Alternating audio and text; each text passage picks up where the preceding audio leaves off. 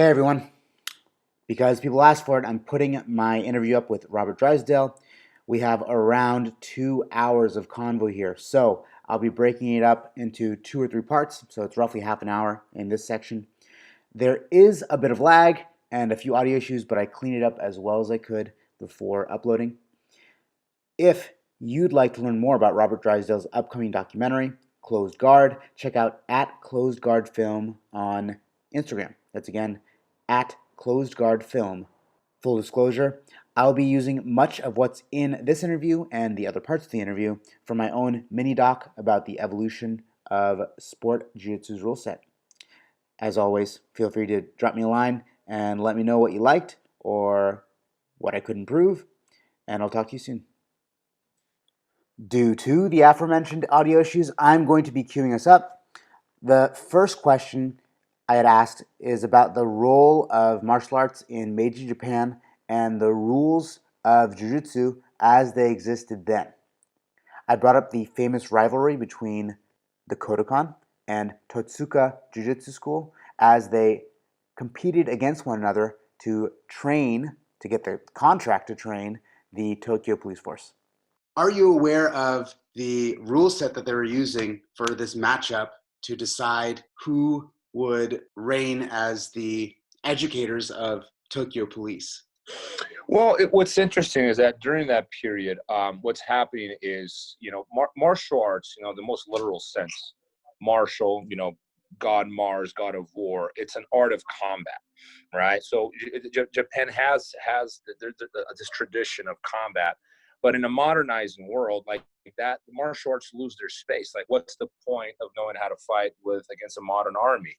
Or what's the point of learning how to fight hand-to-hand combat if you have the police, So martial arts are losing their place in society.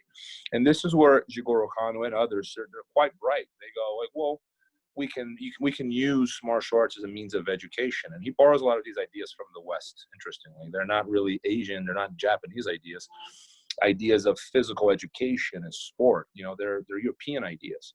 And he assimilates this. And like, well, we can maintain ourselves traditional, right? And we can educate people and we can create something for the masses. The problem is like the schools have never been organized. So all these rules in the pre-Meiji era, they're not really centralized under a federation. For us, it's easy to say like, oh, you do judo and we all know what the rules are. You do taekwondo, you do Brazilian jiu-jitsu, and we all, more or less agree on the rules because these sports have been centralized under federations and they've had events for many, many years. Whereas like these schools in Japan, they're not necessarily agreeing on the rules, right? So there's an enormous attempt there to find commonalities between these schools. Like, what is it that we can agree on, right? And of course, there's a lot of discord because the schools are not the same. Like even today in jiu-jitsu, you see discord. Should we allow heel hooks? Should we not allow heel hooks? Longer matches, shorter matches, gi, no gi. So you see disagreements now where, the sport is far more organized. Like imagine then, there have been a lot of disagreements. So to answer your question, I don't know exactly what the rules were. We do know that they were competing under. What we do know is that, at least speaking for Brazil, like for a long period, there was no federation, there was no set rule set. They would go match by match. Later Kodokan becomes the organization that creates like a universal rule set. But often these events, these challenges, like the rules were decided the day before. The length of the gi, the time limit, if there were points, no points, right? So once again, I don't know exactly what the rules were during the challenge that you mentioned, but my guess would be something that they didn't quite agree on and they had to find some common ground. Okay.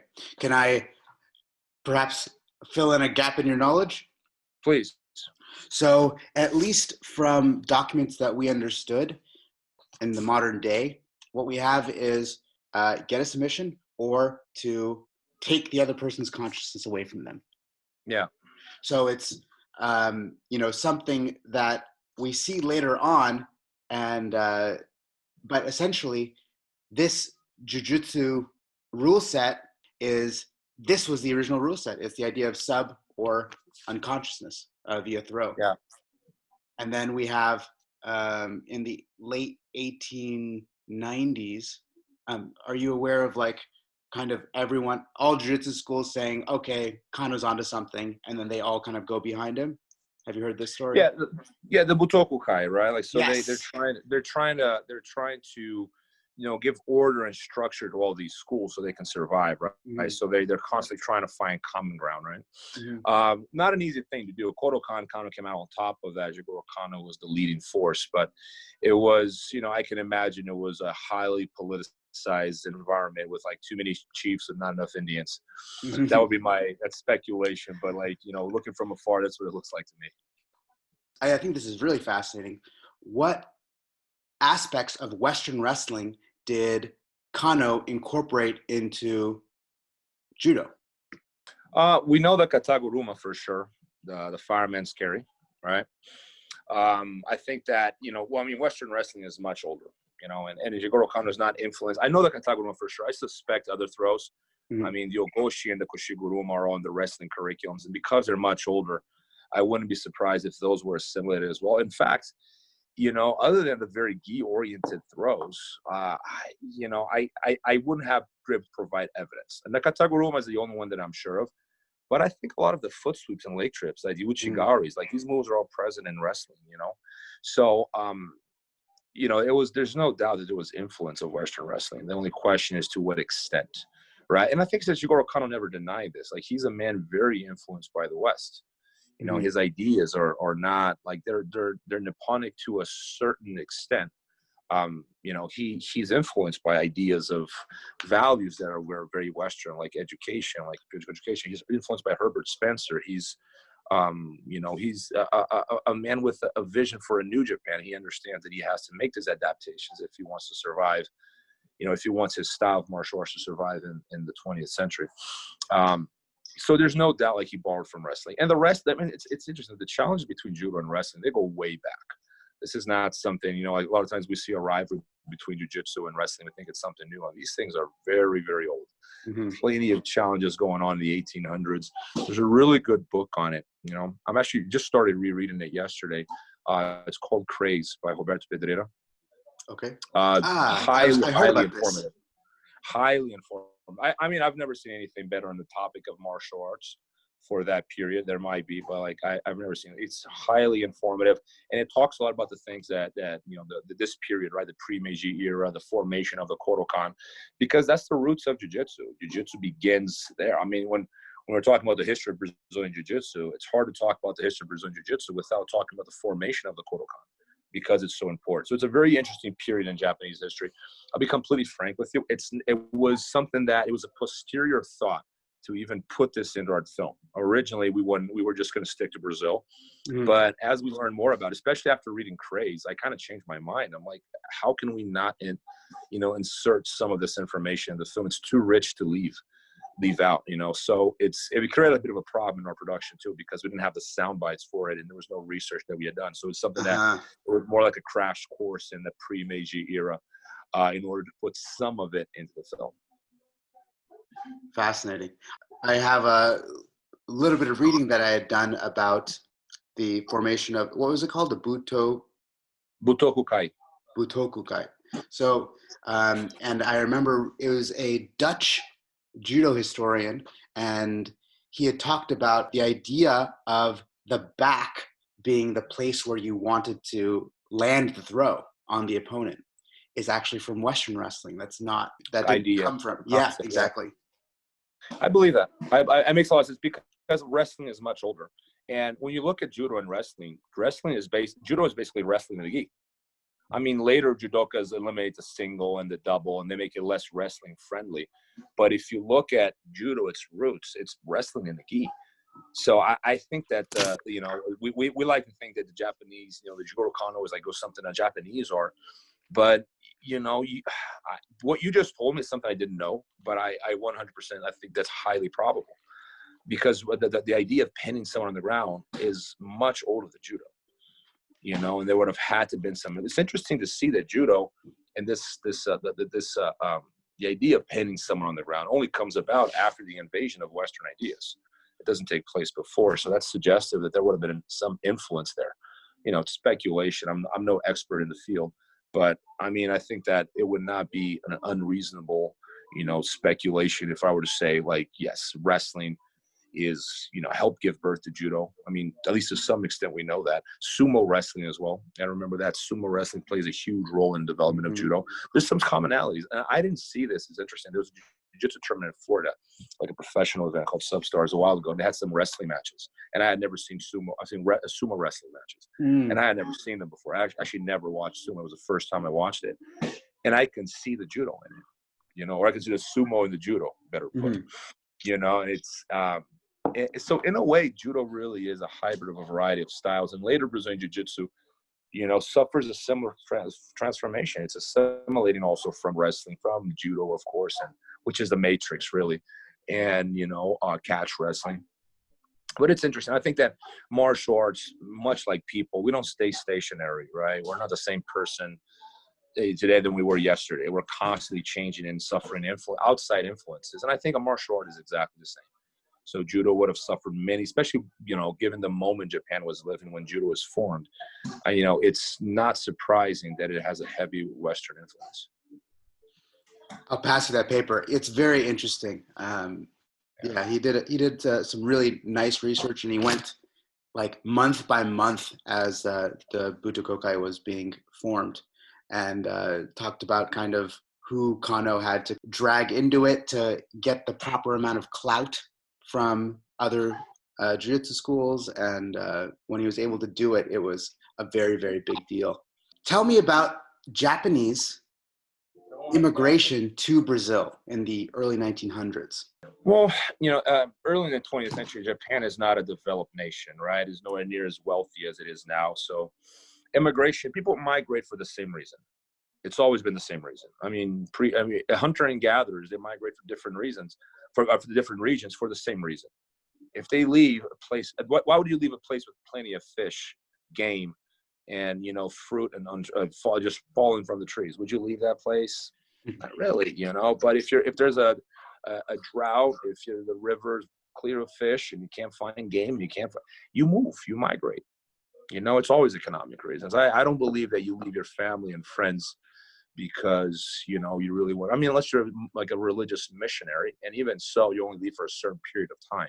People don't. Very rarely do they leave permanently. So, I don't believe that the Japanese are leaving Japan or leaving to spread judo. There was an enormous movement of migration out of Japan during this period, primarily to the United States and Brazil, also Europe, but you see like a mass movement of immigrants going to the United States and Brazil. After the Exclusion Act of 1924, the U.S. closes the borders to all Asian immigration. From that moment onwards, Brazil becomes the largest recipient of Japanese immigrants. So it's an important movement because, as Japanese are looking for better opportunities in space, and land is so precious in Japan. It was, like the idea they can go to Brazil and, work their way into buying a little plot of land is like, to them, it's a dream, right? It's on a side story. My childhood best friend, his last name is Maeda, same as Mitsui Maeda. And his family had migrated to Brazil, and they worked as tomato growers when they migrated to Brazil maybe 67 years ago. And now the family owns the largest tomato plantation in the world. Just to give an idea, like that, yeah, they're the biggest tomato producers in the world. They were like poor immigrants 67 years ago, and just coincidence. Like my childhood best friend, I called him Maeda my whole life too. It's just funny, but yeah, man. So it's a very very heavy in Brazil. It's very heavy in the Amazon. During World War I, the rubber boom is going on, and Brazil is supplying rubber to all the allies. Right. So Belém do Pará was a very wealthy city at that time because of that. So, Mitsui Maeda certainly is looking for a place to settle. And why would you want to settle somewhere poor? You want to settle in a city that's booming.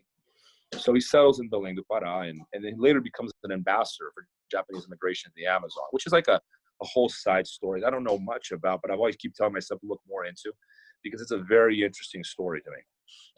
Because, like the Kodokan members and Butokokai members, they are often like aligned with Japanese ultra-nationalism, right? So Maeda is a man who's accused in 3 different countries of working as a spy for the Japanese Empire, which is, there's no evidence for it. But at the same time, like how many times have you been accused of being a spy? You know, I mean, the man is accused in 3 different countries. He's accused in the United States and Cuba and Brazil of the same thing. You know, so I think it's at least interesting enough to look into. I mean, there's nothing that we can verify it, but he's heavily involved in Japanese immigration later in his life. And the hub of Japanese immigration is always important to remember. It's Sao Paulo. It's not the Amazon. It's first Sao Paulo, and I think Amazon second would be fair to say. But I grew up in Sao Paulo. There are cities in Sao Paulo where people speak Japanese, like the press is Japanese. There's just to give an idea, I love this story. It's like a side story too, not really directly related to jiu-jitsu, but it's in Brazil in the 1945 when Hirohito surrenders. Listen to this. He surrenders, and the Brazilian press is reporting that Japan surrenders, the war is over, right? There's these Japanese ultra-nationalists in the interior of São Paulo, in the countryside. They don't believe it because the Shinto religion, it's a religion, so the emperor is God. If the emperor is God, how can he lose? It's impossible. It can't happen, right? So it's clearly propaganda. This is war propaganda. So these Japanese, they found an organization. It's later branded a terrorist organization called the Shindo Renmei. And the Shindo Renmei goes around on a killing spree, killing any journalist, Brazilian or Japanese, anyone, in fact, who said that Japan had lost the war, because that was blasphemy. Here's the best part. They're doing it with their samurai swords. Jesus. So they have, and no, this is well documented. There's a movie about it, actually. You can, it's a terrorist organization that will kill anyone who dares say that Japan lost the war, because that is impossible. It can't happen, right? Oh. So there's a heavy presence of Japanese immigration in Brazil that people don't realize, because you don't think of Brazil as being a Japanese country, but it has more Japanese immigrants than any other country in the world. I mean, I wouldn't know the numbers, but maybe even more than Japanese in Japan. Like, there are millions of descendants of Japanese in Brazil. It's São Paulo, especially, a very, very strong presence of Japanese immigration. I heard that there's it's like 10% Japanese. Sao Paulo itself, like down like the urban areas, 10% Japanese ethnically. Are you Japanese genetically at all? Not that I know of. I've never done a DNA test. You never know. I don't think I am, but you never know. I had a friend of mine that's about as white as he gets. It's like, I just found out I'm like 10% like sub-Saharan African. I'm like, really? It's like blonde, blue eyes. I'm like, yeah, I'm 10% black. You know? This is what Sudan looks like. Yeah. Yeah. Maeda gets on a ship. He floats all the way to Sao Paulo. Oh no, so he goes to the States, then goes to Cuba, then goes to Brazil. Yes, he, from memory, don't quote me. I'm rereading Craze for these reasons, because I want to be able to remember this. He traveled through Latin America too. It wasn't just Cuba, Brazil. He went to other countries. I believe he was in Peru and Argentina and as well. Don't quote me, memory here. I don't trust my memory. But it wasn't like he was on a tour. Like, he was just going, where's the money? And plus, you got to remember too, like, we're talking the early 20th century. For you to leave, my grandfather died and he never left Brazil. He never left a small region of Sao Paulo. You just never, you didn't travel then, it was not something you did.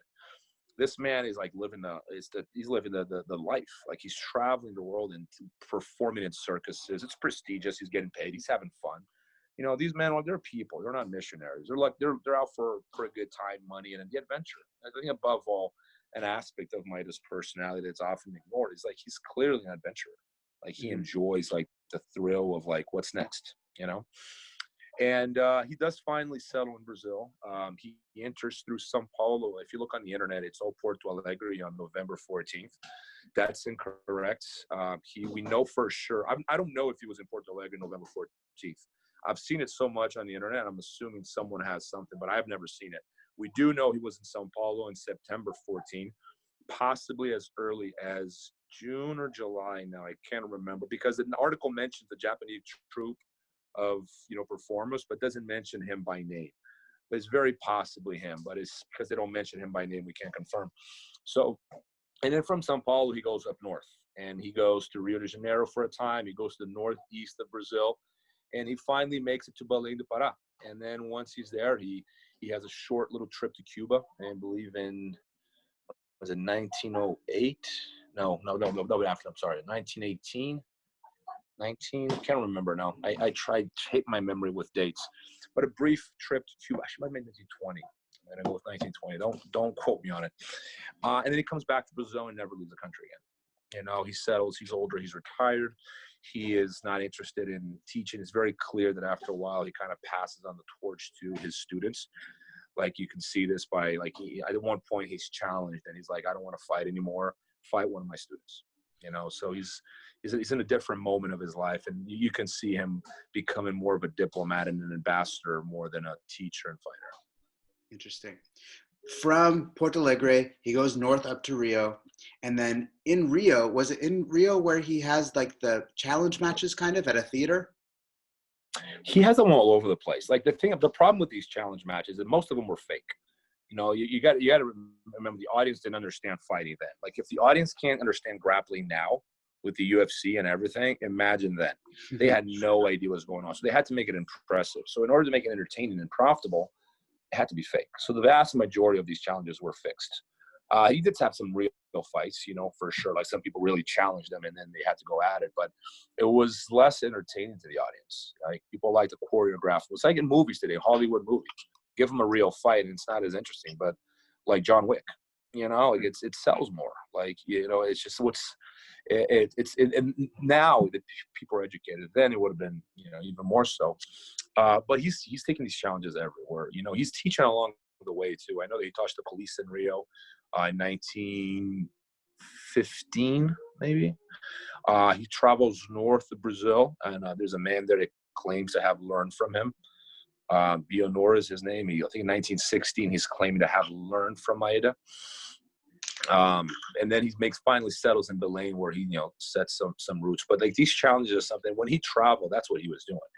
The circus was the primary place where he was, except these challenges, but like in theaters as well. And it was a spectacle, you know. And remember, the world is very curious about Japan during this period. There's a, you know, Japanese immigration and the Russo-Japanese War, and, you know, the opening of the world, you know, of the East to the world. Like, Japan doesn't open up to the world till much later in its history. And, you know, it's an article of curiosity. So they're performing in circuses. They're often referred to as acrobats. That's interesting. So if you want to do research on jiu-jitsu practitioners during this period, you don't search the word jiu-jitsu alone. You search the word acrobats alongside, or Japanese acrobats. It's a little tip there for people that want to get into this and want to do their research, because that's how they're often referred to, because people didn't know what jiu-jitsu was. Fascinating. So then mid-teens, he's doing these theater challenges, or like these show bouts. And then he meets a very interesting ambassador. Tell me the story of how he disseminates jiu-jitsu. Here's the thing about Maeda. He's a very interesting character for a variety of reasons. If you go on Google now, it's a guess, okay, but I'd be willing to bet money here. We can do it later and find out if I'm right or wrong. If you Google Japanese immigration in Brazil, and then you go on images, I bet you that the first image that comes up, or at least on the first page, is a picture of Maeda. He's the most famous Japanese immigrant in Brazil, right? And he's also he's one of the most famous martial artists in the world now too. Now the question is, why is he so famous? Now, he was fairly famous during his time. It's clear that he was respected by other martial artists. He seemed to be the real deal, right? Like, he was someone that everyone respected, and he held preeminence over other practitioners. This is very clear, including other Japanese practitioners. There was a hierarchy there. You could see that he stood on top of, with the exception of Tokuguro Ito, who's older than him, but he was in Brazil for long anyway. But Maeda does hold a lot of a status at the time, which explains why so many people wanted to be their student. What's interesting is when you take a closer look, he really didn't do that much. When people think that he introduced and he did this and that, he's practically retired, few demonstrations, and once he's in Belém do Pará, he doesn't do much else. He teaches, he promotes at least 5 Brazilians that we know of. Interesting, Carlos Gracie is not one of them. Mm-hmm. But he becomes like this mythological creature. But it's much later. You got to remember, it's only later that Maeda becomes important in the history of martial arts. It's not right away. Immediately, he is unknown, really. You know, when we interviewed Robson Gracie today, who is the patriarch of the Gracie family, Renzo Gracie's father, son of Carlos Gracie, I asked him, "What's the importance of your father in jiu-jitsu?" Straight up, and he goes like this: who would Maeda be for if not my father? Right, that's part of his answer. And he goes like, he will be the legend of the pink dolphin in the Amazon River. That's his words. You know, he'd be a legend, and some like enthusiastic Japanese would have heard of him, but not when I was like, it's Carlos Gracie, he's the jiu-jitsu man.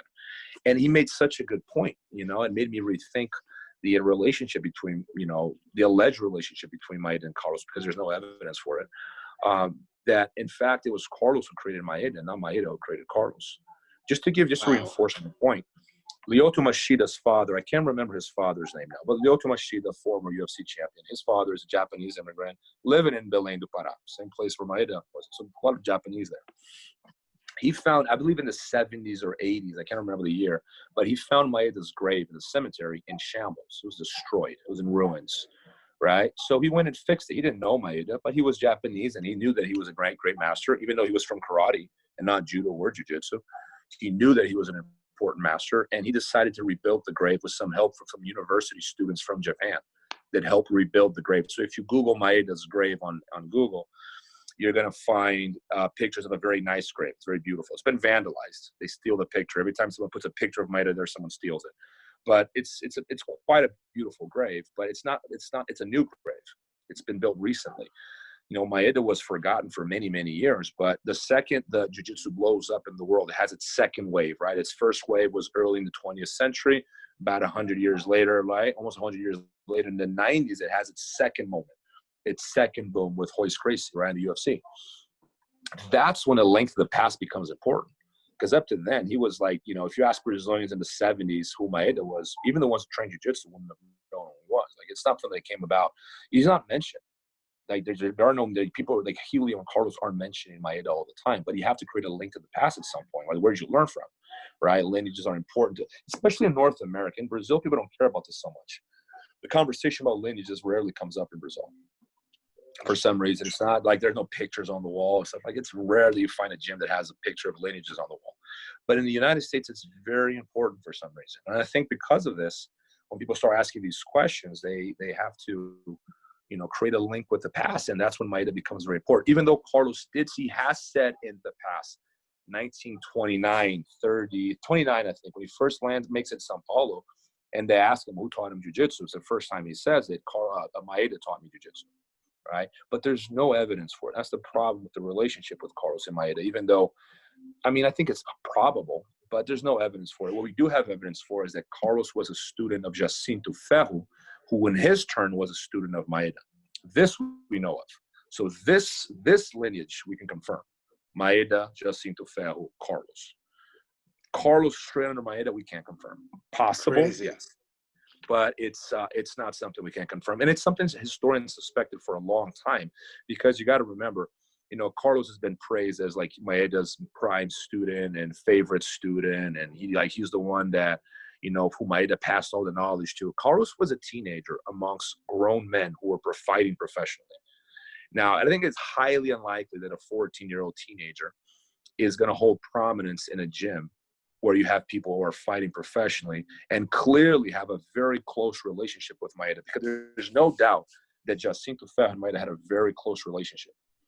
There is this one newspaper article where they have a competition going on. Who's a better cook, Jacinto Ferro or Maeda? And there's another one, the other student from the gym. And they have a competition. The press is there.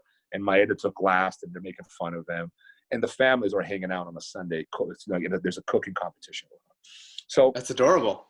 it's adorable, but it goes to show that the kind of a relationship that Jacinto Ferro had with Maeda, and the fact that Carlos is not mentioned at all, like in relation to Maeda, ever. The only mention you'll see of a Gracie, his name is Oscar Gracie, but we suspect it's an editorial error, and that Oscar is in fact Carlos, possibly Osvaldo, but we don't know. Very likely Carlos. And he's fighting Donato Pires dos Reis, who's a very important character in the history of Jiu-Jitsu as well. And the referee of the fight, or the judge of the fight, is Maeda. But the article refers to Carlos and Donato as being students of Jacinto Ferro. So Maeda is present. Fascinating. The reporter is clearly aware of Maeda and who he is, but he categorically says that Oscar Gracie and Donato are students of Jacinto Ferro. So that right there, I mean, it puts in question a lot of the BJJ like linear narrative of who taught who, and which in the grand scheme of things is not that important. You know, Carlos has his place in the history of Brazilian Jiu-Jitsu. There's no doubt about it, but it does show that he either omitted, exaggerated, or lied. Either one of those three.